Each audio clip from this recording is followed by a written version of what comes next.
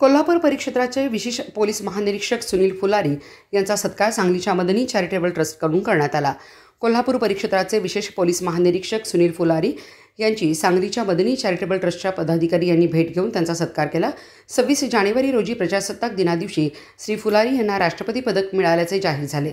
त्याबद्दल मदनी चॅरिटेबल ट्रस्टचे संस्थापक अध्यक्ष हाफिज सद्दाम सय्यद आणि महासचिव सुफियान पठाण यांनी कोल्हापूर येथील पोलीस मुख्यालयात त्यांची भेट घेऊन अभिनंदन केले, तसेच त्यांचा सत्कार केला। आपल्या पोलीस खात्यातील अतुलनीय कार्याबद्दल त्यांना देशाच्या राष्ट्रपती श्रीमती द्रौपदी मुर्मू यांच्याकडून राष्ट्रपती पदक जाहीर झाले। मदनी चॅरिटेबल ट्रस्टच्या सामाजिक कार्याची माहिती घेण्यासाठी आयजी सुनील फुलारी यांनी सांगली येथील मदनी चॅरिटेबल ट्रस्टच्या जनसंपर्क कार्यालयास भेट देऊन मदनी ट्रस्टच्या वतीने सुरू असलेल्या सामाजिक कार्याचे कौतुक करत आतापर्यंत ट्रस्टने महापूर, कोरोना सारख्या नैसर्गिक आपत्तीत जात धर्म न मानता केवळ माणुसकीच्या भावनेतून विधायक काम करून समाजातील वंचित गोरगरीब घटकांना दिलासा देण्याचे मोलाचे कार्य केल्याचे आयजी फुलारी यांनी म्हटले होते। मदनी ट्रस्टच्या पदाधिकारी यांच्याशी चर्चा करताना त्यांनी मोलाचे मार्गदर्शनही केले होते।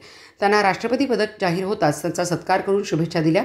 सामाजिक सलोखा राखून समाजात शांतता आणि सुव्यवस्था राखण्यात प्राधान्य देणारे तसेच आम्हाला नेहमीच मार्गदर्शन करणारे सुनील फुलारी यांना पदक जाहीर झाल्याने आम्ही त्यांचा सत्कार केला। समाजाला अशाच निस्पृह, धाडसी आणि कार्यतत्पर अधिकाऱ्यांची गरज असल्याचे मदनी ट्रस्टचे अध्यक्ष हाफिज सद्दाम सय्यद आणि महासचिव सुफियान पठाण यांनी यावेळी बोलताना सांगितले। अझहरभाई सय्यद हेही उपस्थित होते। सुनील फुलारी यांनी नाशिक, नागपूर, पुणे, सांगली, जळगाव येथील गंभीर गुंतागुंतीच्या गुन्हे उघडकीस आणण्यासाठी प्रयत्न केले। नक्षलवादी क्षेत्रात उत्कृष्ट कार्य केले। नागपूर येथे कार्यरत असताना मकोका कायद्याची काटेकोरपणे अंमलबजावणी केली। कोरोना काळात कायद्याची अंमलबजावणी करून मानवतापूर्ण सेवा बजावली। समाजात जातीय सलोखा राखण्यात त्यांचे योगदान मोलाचे आहे।